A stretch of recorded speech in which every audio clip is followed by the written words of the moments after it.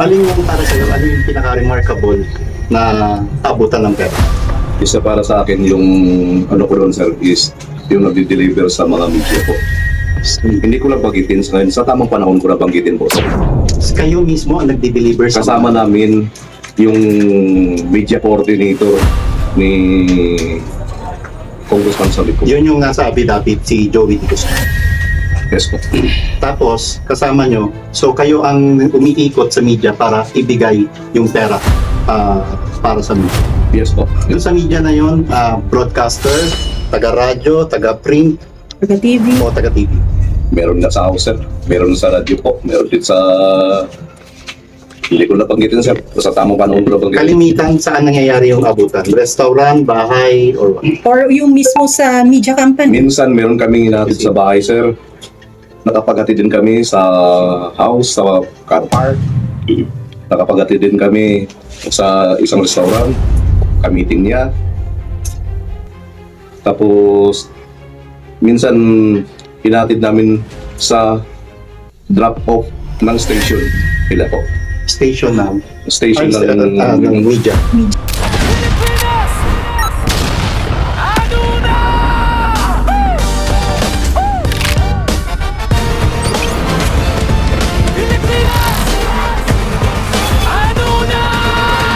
Andito na si Boss Rick, nakatingin nakabantay. Op. Grabing revelasyon ito. Kaya pala, ayaw ng mga media na ibalita itong kanilang ginagawa. Kung mapapansin po ninyo dyan sa interview, ang nag-interview po dyan ay mga vlogger din na kapwa natin. Pero nagtataka tayo dito sa mga media, ayaw nilang patulan itong issue na ito na tungkol sa pagsiwalat ng 18 ex-marine na nagtatrabaho di umano kay Saldico para mag-deliver ng mga pera. Yan ang pag-uusapan natin sa video na ito sapagkat kailangan nating talakayin ito kasi nga may mga hinahinala, may mga sabi-sabi na ang iba sa mga ito ay miyembro ng Iglesia ni Cristo. Ito ang pag-uusapan natin. Pero bago tayo magsimula, shoutout po muna sa lahat ng mga subscribers, mga viewers, mga silent viewers, mga suki nating commenters dyan sa baba. At syempre pa yung ating mga sniper. Ayan, nandiyan sila. Nakikita ninyo dyan sa screen. At hindi natin makakalimutan dito ang ating mga bashers. Mga bashers, kagaya ng sinasabi natin dito, gamitin din ninyo ang inyong karapatan bilang isang mamamayang Pilipino na magbigay ng komento, reaksyon at kung ano-ano pa man yan tungkol sa video na mapapanood ninyo. Kung hindi kayo mga alien, pero kung mga alien kayo, mag-comment pa rin kayo kasi nga mga ob-ob kayo. Ngayon, tuloy-tuloy tayo dito.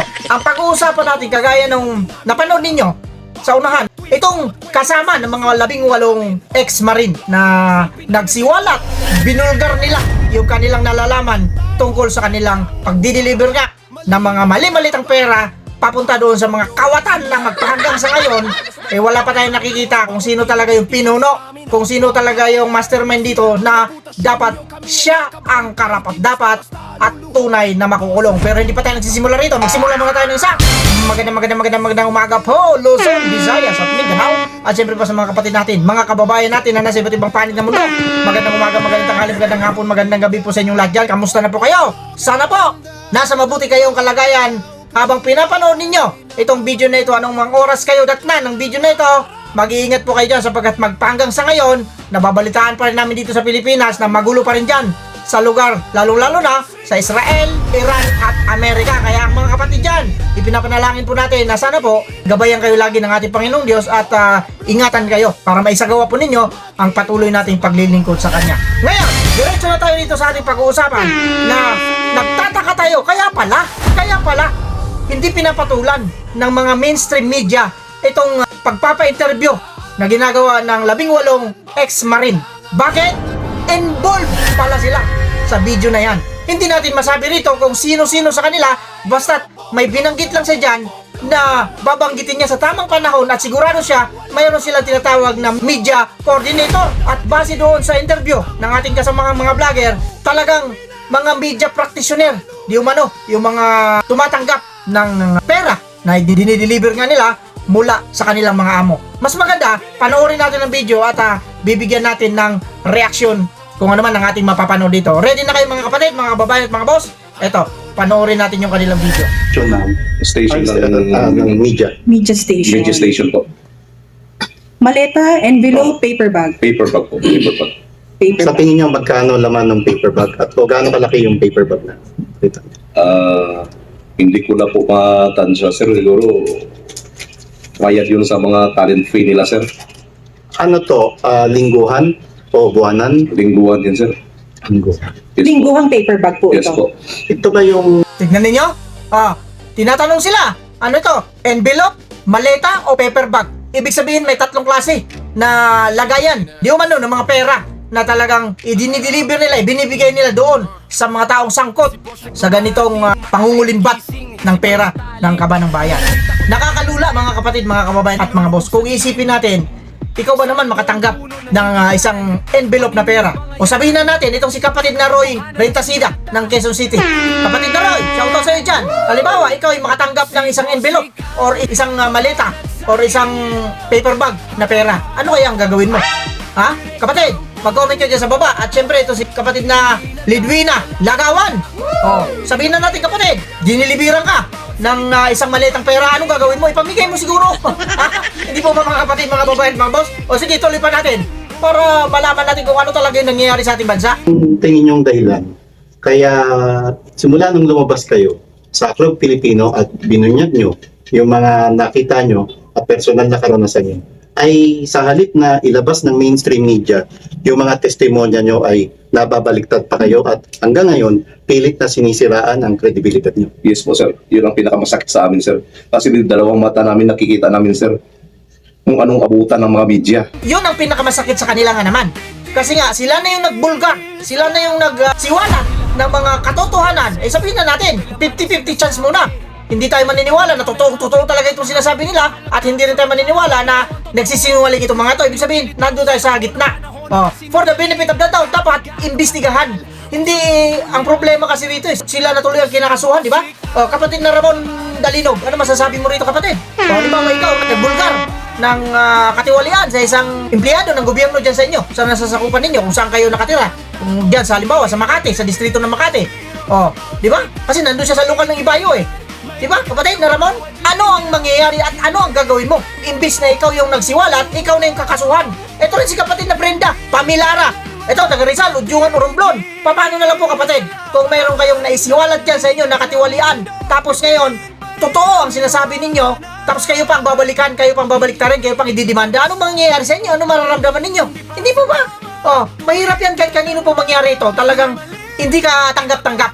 Siyempre, sila nagsasalita, sila yung nakakaalam kung totoo nga ba yung sinasabi nila. Kaya nga ginagamit natin dito yung salitang for the benefit of the doubt. Para po, patas, imbestigahan pa rin. Hindi po ba? Tuloy pa natin. Grabe ang nangyayari talaga sa ating bansa ngayon. Ito pa. Kung anong laro ng mga media at kung ano karami yung trolls na nakita namin sa isang establishment dyan sa Makati. Saan po ito sa Makati? Sa Balero po. Ano pong maaari po bang ninyong mabanggit man lang yung building? Tignan ninyo. Ang laki ka ng mga farm troll na ginawa na nakita niya sa kanyang dalawang mata. At ito ay nangyayari dyan mismo sa Makati. Ito, tama-tama, taga Makati ito si kapatid na Ramon Dalinog, hindi po ba? Particularly dyan sa Balero. Yung Balero na yan, nadadaanan ko yan. Kaya alam na alam ko ang lugar na yan. Lalo-lalo na ito si kapatid na Ramon. Taga-lokal ng Ibayo ito Ito naman kaya si Nance Angel. Sinasaway tayo rito. Napakahaba raw ng intro natin. Yari kayo. Boss, sabi niya rito, ang haba ng intro idol. Maraming salamat po. Ayan ninyo sa susunod. I-clear na natin yung intro natin dito. Shoutout sa iyo, Boss Nance Angel. Ito si John Mariano, taga-lokal ng Beaverton, distrito ng Oregon ito. Shoutout po sa inyo dyan sa lahat ng taga-Oregon. Lalong-lalo na po dyan sa lokal ng Beaverton. Ang layo ng narating natin mga kapatid, mga kababayan at mga boss. Paano na lang po kung may nagpa-deliver sa inyo dyan ng isang maletang pera? Ano kaya ang gagawin ninyo? Diba? Magpakatotoo tayo. Kung ako, sige, pagpalagay natin. Ako nakatanggap, halimbawa lang pagpalagay natin dito. Nakatanggap si Boss Rek ng isang maletang pera. Nagkakahalaga ng milyon-milyon. Anong gagawin ni Boss Rek? Natural, ipapimigay ko yan doon sa mga taong naghihirap. Hindi ba mga kapatid? Yan ang magiging natin dito. Pero syempre, sino ba namang tanga? Sinong tangang politiko ang magbibigay ng pera na isang maleta kay Boss Rek? Hindi po mga kapatid, kung hindi ka kasali doon sa kanilang kalokohan. Tuloy pa natin. Talaga naman. Ito pa. Hindi ko na po muna sasabihin po, ma'am. Pali, sisiwalat mo lang po, andyan na sa investigasyon po, ano na talaga. Kasi mahirap magbitaw na anong... Totoo rin. Yes po. Kitang-kita ko sa dalawang mata ko kung paano nila laruin ang social media po. Sa mainstream media, ano ang panawagan mo at O, tignan mo. Tignan ninyo mga kapatid, mga kababayan, mga boss. Kitang-kita ko sa dalawa kong mga mata kung paano talaga maglaro, paano ginagamit ang social media at ang mainstream media. O, kapatid na Ariel Mendoza, ikaw ba naglalaro ka rito sa social media? Tagalokal ito ng ng NHA, distrito ng Pampanga, dyan sa Pampanga nakarating tayo dyan sa Pampanga Oh, dyan sa lokal ng Balibago, shoutout po sa mga taga-lokal ng Balibago! Shoutout sa inyo, maraming salamat at siyempre meron tayong kapatid dyan sa Pampanga, kagaya ni kapatid na Ariel Mendoza. At marami pa tayong mga kapatid na nandyan sa Pampanga. Anong masasabi ninyo rito? Meron pa rito si kapatid na Anthony Galibo, taga-lokal ng Alcantara, Romblon. Halimbawa kapatid, may nagpadala rin sa iyo ng isang paper bag na lang na pera. Ano ang gagawin mo? Siguro, naglalaro sa utak mo, pamimigay mo rin. Pero problema, sino namang tangang politiko ang magbibigay sa atin ng pera na wala naman tayong kinalaman? Wala naman tayong kooperasyon sa ginagawa nilang pagnanakaw, pangungulimbat ng pera. Hindi po ba? Ito, ginagawa lang natin ito dito. Halimbawa, para lang talagang maintindihan, mas lalong maintindihan ng mga tao. Kasi mga tao ngayon, kailangan mong imulat sa katotohanan. Kasi yung iba, wala namang pakialam Di ba? Kagaya niyan. Ano naman ngayon kung Iglesia ni Cristo yun? Hindi man ako Iglesia ni Cristo. Hindi po ba? Ganyan ang mga nasa utak nila, mindset nila. Kagaya na lang ang nangyayari sa atin ngayon. Yung gulo doon sa Middle East. Di po ba? Malayo nga naman yun sa Pilipinas. Pero ang problema, apektado ang Pilipinas. Bakit? Tumaas ang presyo ng gasolina, crudo, etc. etc. Sasabihin naman ng iba na wala pakialam. Okay lang yan sa akin kasi wala naman ako sasakyan. Hindi man ako bumibili. Hindi po ba? Pero hindi dapat na ganun ang isipan natin. Bakit? Pag tumaas ang gasolina, mga kapatid, mga kababayan at mga boss, tataas lahat ng mga bilihin. Sapagkat yung gasolina na yung crudo at kung ano-ano pa, yan ang dahilan kung bakit nakakarating yung mga produkto rito sa ating bansa galing sa iba't-ibang panig ng mundo. Mga ubob kayo, intindihin ninyo. Kaya wag mong sabihin na wala kang pakialam dyan sapagkat wala kang sasakyang may gasolina. May sasakyan ka pero bisikleta. Apektado ka pa rin. Diba kapatid na ano? Kapatid na Ramon Mercado, tagalokal ng Quezon, distrito ng Quezon South. Kapatid, kamusta dyan sa Quezon? Shoutout sa inyo dyan. Maraming salamat sa patuloy na panonood ninyo. Ito, ituloy pa natin. Mahaba itong video na ito. Ito pa. panawagan mo at bakit hanggang ngayon binabaliktad at sinisira ang credibility niyo? Sir, from the very beginning, kaya kami gumawa nito, sir. Sa mga malalaking media practitioner dyan, sir. Kaya kami lumabas, pasensya na po kayo.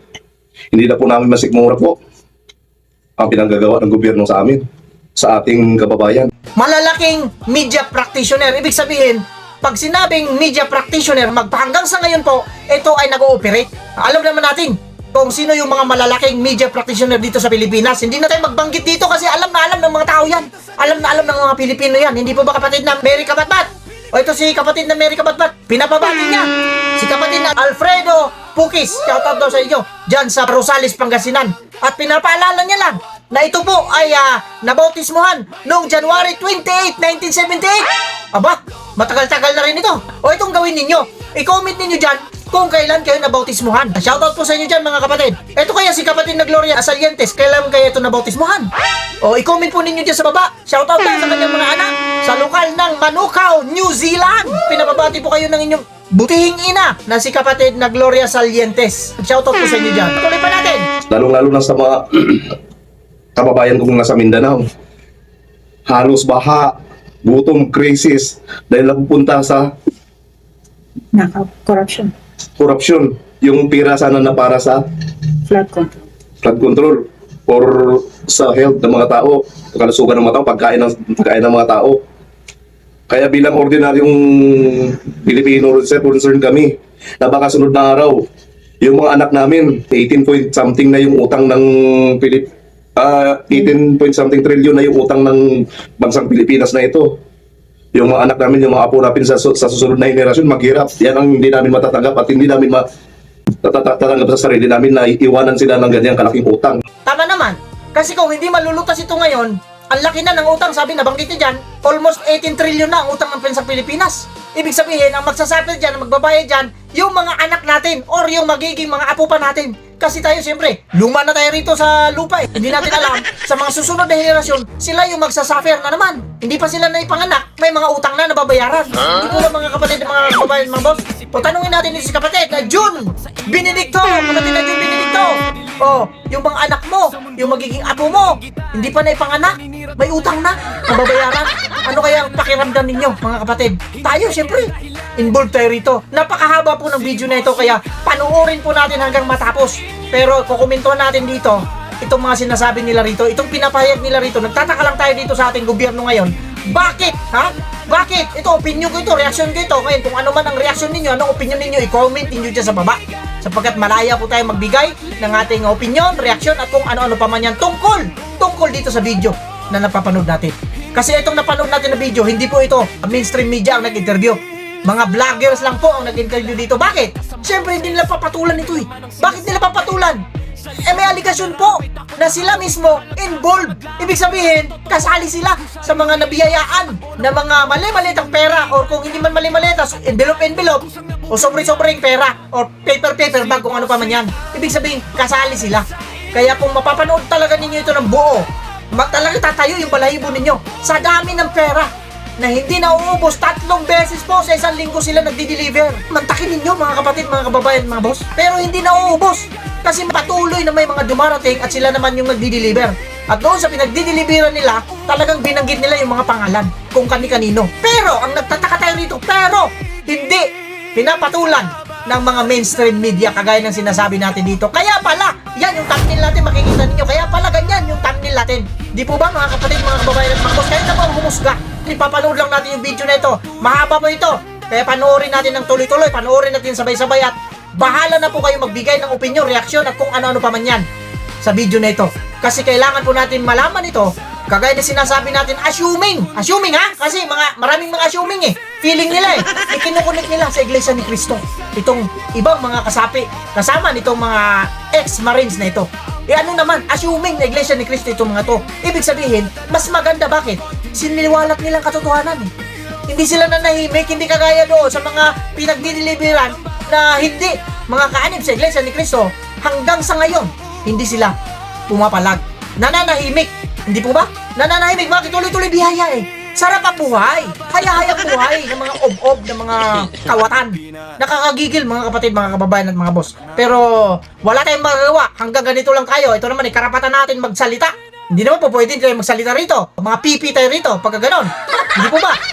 Pero problema, hanggang ganito lang tayo, hanggang salita lang tayo, kasi yung mga namumuno sa ating mga bungol, mga bingi.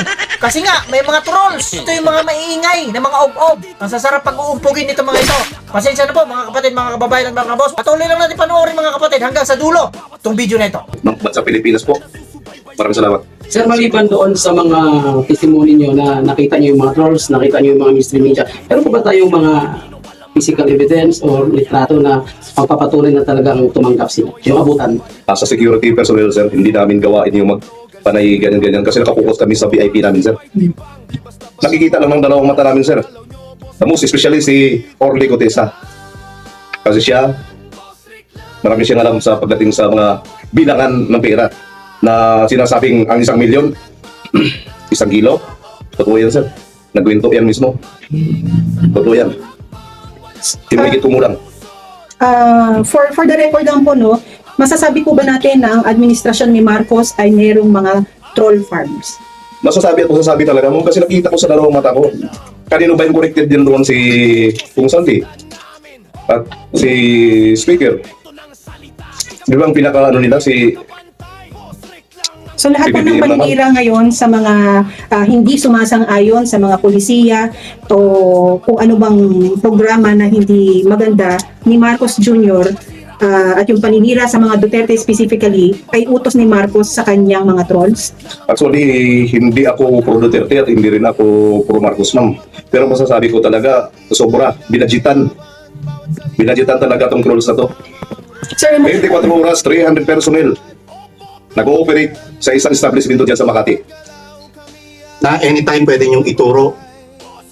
Na anytime pwede namin ituro, sir. Pero sa ngayon nung nabulabog na, sir, baka nag-disperse na. nag-disperse na. Kasi before kami lumanta dito, sir, from the nakita ko yung isang establishment to, ni-review ko, wala nang katawa-tawa, sir. Paano kayo napunta ro, sir? Sinama kami ng isang media coordinator with his group na pumunta doon sa establishment na yon. Tapos, Nung andun sila sa taas, inutusan kami ng, kasi ang sitwasyon nun, libre chow, libre kain yung mga ano na yun, mga empleyado doon sa establishmento. Nangyari, nagparty sa taas yung mga boss, media coordinator. So, nung umakyat kami doon, inakit namin yung mga fruits, mga beverage sila doon sa taas.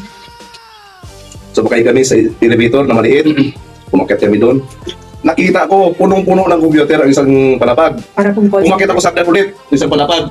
Hindi pa ko. Kasi parang malapit lang. Ang babata pa na mga troll agent nila So doon. ilang palapag ang opisina ng Troll Park? Tatlo, sir. Tatlo. So, Para maging particular, anong floor po? Fourth floor, fifth Second. floor, second Third. floor, third, second. yun yung occupied nila, sir. second, third, fourth. Yes po. Occupied nila yun. Oh. Dito po sa mga nakakaharap ninyo ngayon, meron po ba sa aming mga vloggers ang nabigyan ninyo ng paper bag, envelope o maleta? Sa inyo, so far, wala naman ako nakikita sa inyo, ma'am and sir. Okay. At least, maliwanag yun. Sir, kayo po, ano po yung pinaka-unforgettable na maleta delivery o ibang mga nasaksihan nyo patungkol sa corruption? Sir, I'm Renny Buibulian. Sir, ang participant po dito, ako po yung yung nasa picture na nasa aeroplano na doon. Ako yun na minsan ginamit din nila trust na iniba yung tao. Ako po yun, yung picture na yun, yung connect. So, bali kami noon, convoy, full force kami noon papunta kaming hangar. Maraming malita ho yung 48 malita. Kakansyaho pa nga kami mga kasama namin mga security dahil mabigat mo dahil isasakay namin sa aeroplano. So hindi ko namin alam at hindi ko rin alam kung saan nila dadalhin yung kung na yun. Hindi kung saan i-deliver yung 48 malita na yun. Yung sa aeroplano na dinala namin na Kasi full force kami noon, mga security, saka mga active na. Para lamang po magkarga ng mga maleta sa aeroplano. Pero hindi ko kayo kasama sa biyahe. Ay, hindi po ako kasama sa biyahe. Yun, kinarga doon sa sa aeroplano. Yung kasama din ako nagkarga doon kasi security driver din ako. Kaya alam ko kung saan yun. Nakit nga yung yung malita doon. Ako po yun. Kaya at saka yung yung kay Sir Garcia, yun nasaksihan din namin doon sa pag-transfer ng pera Sino po Doon si Sir Garcia? doon sa George George Garcia. Garcia, ma'am. Sino po si Garcia, sir? Para lang po malinaw. Sir, siya yung pumilik chairman yata. George Garcia. Yes, ma'am. Yan po, nasaksihan po namin na transfer sa kasi ang po kasi doon ma'am sir si Paul sa si Mark na kasi nag doon ang doon yung kasi Pakilinaw, paano mo transfer? ano po yun sa sasakyan lang po kasi yun sir sasakyan lang nakadikit lang po Nasaan kayo lugar? andun lang po sa may parking kami kasi andun lang Parking saan po ito? so may Maidas po Maidas. Ano to, bago mag-election o after election? ano to sir hindi ko na ano kung kailan yung abutan na yun Year po. Ano pong year?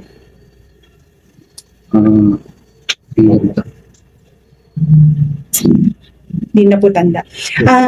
Okay, Marlon. Balikan ko lang sa aeroplano. Sino yung kilalang personalidad na sakay ng aeroplano na yun at pinagkargaan nyo naman? Ang kasi yung aeroplano sir ay ang pagkaalam namin sir kay boss ko yun balikan ako Opo, pero syempre may taong pasahero doon. Sino pasahero doon? hindi po na namin alam Hindi nyo rin alam saan papunta yun. hindi asa knowledge ko po hindi ko po alam Kasi nagkarga lang sila.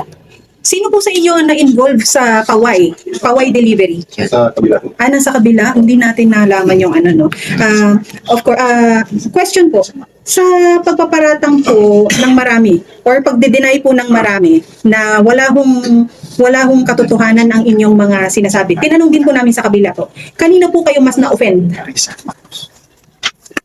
Kanino po kayo mas na-offend na sinasabing kayo ay mga sinungaling at ang kredibilidad po ninyo at imahe questionable? Yung sa nagbaba sa amin, so yung may mga sinasabi na sinungaling sinasabi namin, pero natatakot na siya malaman yung katotohanan na involved sila. At saka yung iba dyan, supporters nila. Kami wala namang kinikilingan kung sino, basta ang sinasabi lang namin ay katotohanan na lamang po. Sino po sa inyo nakapag-deliver sa bahay ni dating Speaker Martin Romualdez? Sir, Sir, baka pwede pong pakwento. I'm Dante Obilio. Hawak na lang po. Salamat po. Ako yung isang driver ni Kong Saldico sa team namin. At the same time, security po. Malimit po ako na mautusan isa sa driver na pagdating ng pera doon sa bahay ni Kong Romualdez. Yung malimit po na yan, every delivery, ilang maleta po? Ang every 3 days sa ang ko namin, delivery namin, ma'am, siguro aabot ng 10 o 12 malita. Size po? Ang size po ng mga malita nito ay large saka medium. Meron din pong small. Saan po dinideliver? Doon po sa 42 McKinley, then 41 Ports. Aguado po? Aguado rin, meron. Sa Aguado. Opo. Labas po tayo ng Aguado, tawid po tayo sa gate 4. Ito po ay Malacanang office na, ano po? Ito po yung Harapan po PGH. mismo, ma'am. Oo. Kayo po ba ay nakapag-deliver po sa loob ng Malacanang? Hindi po, ang pan po, Aguado lang po. Ang pagkalam ko ay kay Kong Romualdez yung building na yun. Doon po namin dinideliver o binababa yung mga malita. Sino po nagre-receive? Bilang isang driver, ma'am, dahil kasama ko naman si Paul sa Paul Estrada, yung ni Boss Salde, saka ni itong si Mark Tiksay.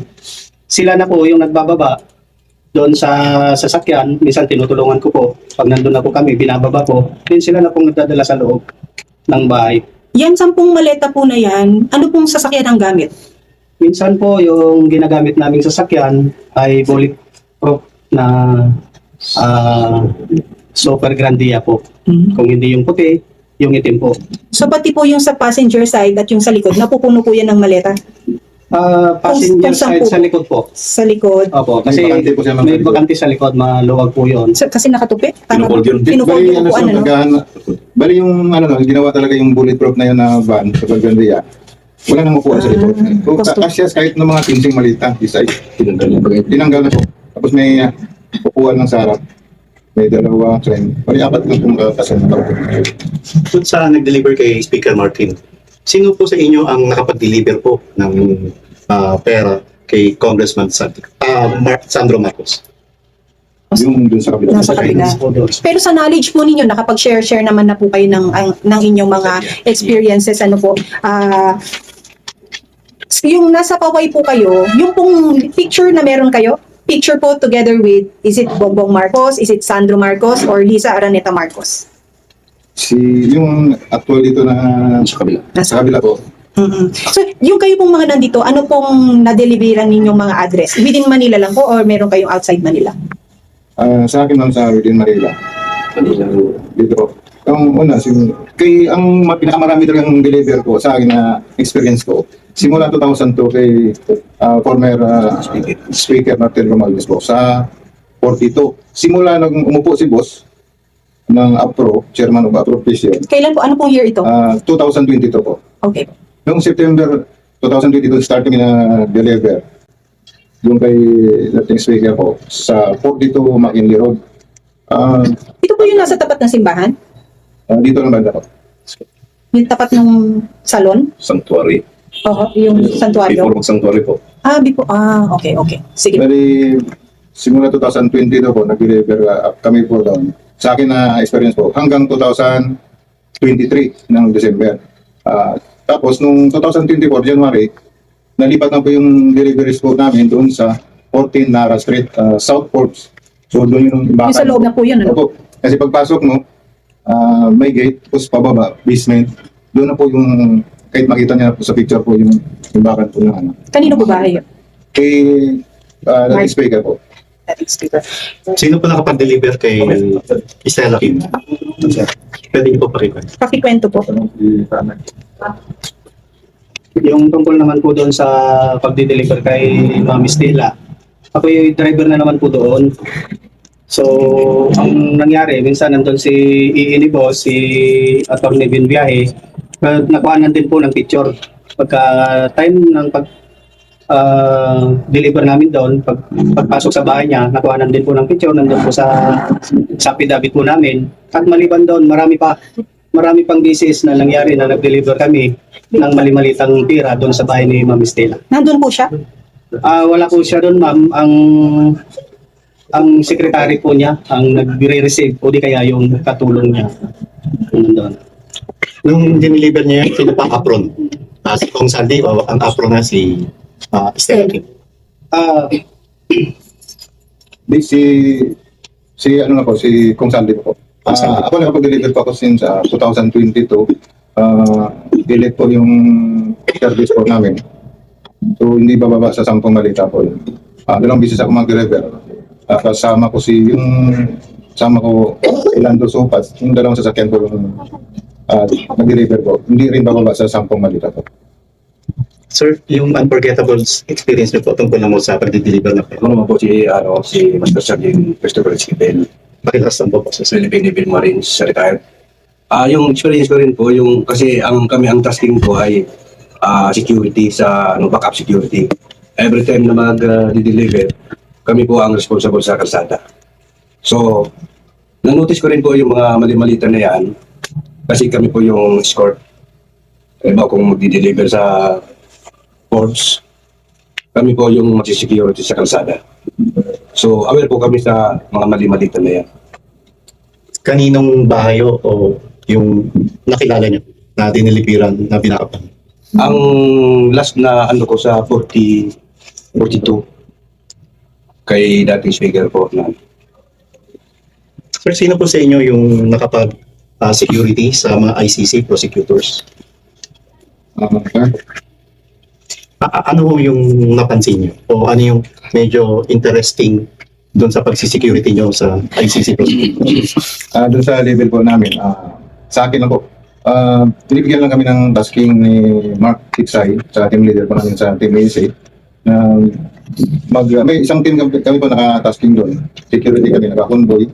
So, naka-stay kami sa isang hotel. Nandun po din sila naka-stay. Yan po sa Makati, Sila Hotel. Marami pang hotel po na naka-stay po sila dyan. Minsan ba nakita niyong nakainuman ng ICC prosecutors ang boss niyo, si Congressman Saldi o iba pang mga VIP? Sa ICC po. Opo, Hindi po namin nakikita na ipag-inuman. Pero yung ICC po, minsan nakita na pumunta sa town house po, nakipag-meeting ko sila. Alam natin at sigurado naman kami rin na monitor niyo rin kung paano kinidnap si Tatay Digong yung mga oras na yun at magwa 1 year na sa March 11. May napansin ba kayo o ano ang naging galaw ng grupo niyo? May napag-deliveran din ba kayo ng mali-maleta nung araw ng March 11 o bago mag-March 11 o after March 11? Tungkol sa pag-deliver ng malita po, hindi naman po tumigil yung pag-deliver. Kasi sa isang linggo, merong 3 beses na di-deliver kami po.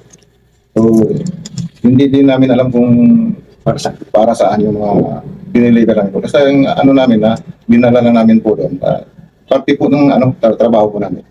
Hindi nyo ba napansin na pagpapalapit na yung eleksyon, mas napapadalas yung pag-deliver nyo ng pera or nung bago mag-March 11, napapadalas yung pag-deliver nyo ng pera? Gaya po nang sinabi ko, parang normal lang yung pag-deliver lang po. Kasi minsan mag-deliver kami bultuhan. Minsan maabot ng 27 malita. Minsan 3 sasakyan, 4. So, iba-iba po. Sa hindi siya masiro sa isang linggo po. Yung kay former Congressman Erwin Tulfo, na ngayon Senator Erwin Tulfo, sino sa inyo ang nakasaksi at ano naging partisipasyon niya dito sa iskandalo? Doon po sa kabilang grupo po. Doon yung po yung may involved po doon. Dito po sa amin, sino yung Ako, ang question ko, sir, kini-question po kasi ni Senate President, ni Blue Ribbon Committee Chair na si Senator Ping Lacson, naglabas po siya ng computation na ang sinasabi po, hindi daw po makatotohanan yung halagang inyong dineliver because kung yun daw po ang amount na nakasaad dun sa size ng mga maleta, by this time daw po, hanggang ngayon daw po dapat sana, nagde-deliver pa kayo. Kaya yun po ang nagagamit na question or panging-question sa credibility ng inyong salaysay. Ano pong masasabi niyo?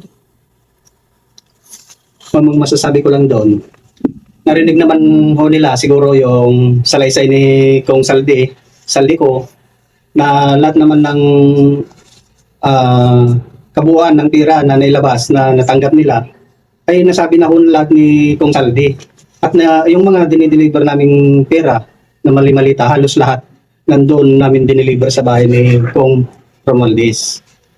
Bakit po napakatindi ng operation na palabasin kayong mga sinungaling?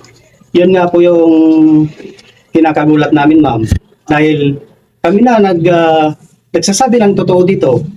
Dahil yung mga pira naman na talaga na siguro ay galing sa flood control yon. Wag na naman po nilang pasinungalingan at kami sirain nila. Dahil yung trabaho naman po namin ay base lang po doon sa ni Boss Saldi. Kung ano lang po yung utos sa amin na i-deliver yung mga ganong mali-malita sa bahay ni ganito, bahay ni ganon, yun lang naman po yung sinusunod namin. At saka yung sinasabi po namin dito na dinideny nila, pawang katotohanan po lamang kasi pamilya po namin yung nakasalalay dito, nakataya yung buhay ng pamilya namin, lalong-lalo na yung buhay namin, ma'am, sa nangyaring ito. Kung ano lang po yung sinabi ni Kong Salde sa ni Master Gutisa nung lumabas sila, pinapatutuhanan lang din po namin yon. Natotoo lahat yung sinasabi nila at yung kay Sir Ping Lacson naman, huwag naman nilang sirain yung credibility namin dahil nagsasabi lang po kami dito ng totoo. Yun lamang po, ma'am. Isa po sa binabato sa inyo, ayusin lang po natin yung camera. Pwede pong sumagot ng sabay-sabay. Ang isa pong binabato sa inyo ay pakawala daw po kayo ng kampo ng mga Duterte. Hindi po, ma'am. Hindi po yung totoo. Hindi po kami pro Duterte, ma'am. Hindi rin kami pro PBBM. Kami neutral po kami na naglalahad ng katotohanan dito po.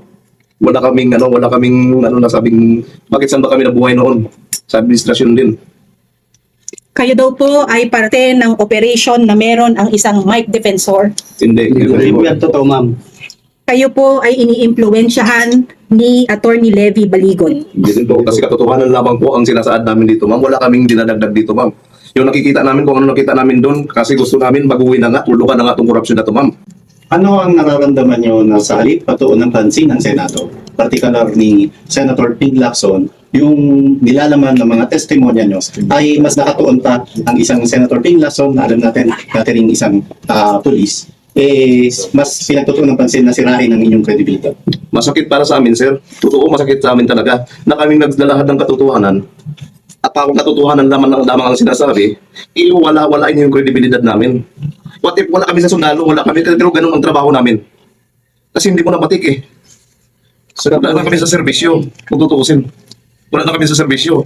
Nung nag-iwalay pa kami sa serbisyo, may mga programa ba sila binigay sa amin? Wala naman. Yung sa amin na sana, trabaho lang to. Neutral kami.